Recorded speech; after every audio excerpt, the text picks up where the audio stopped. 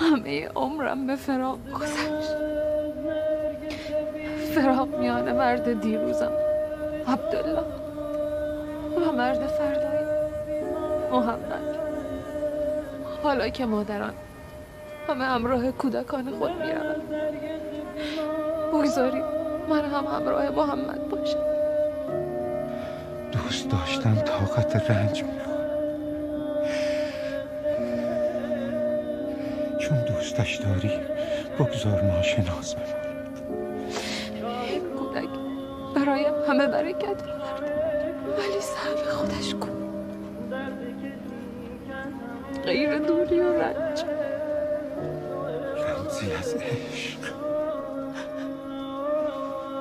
بیش از کسی، بیش از من و تو را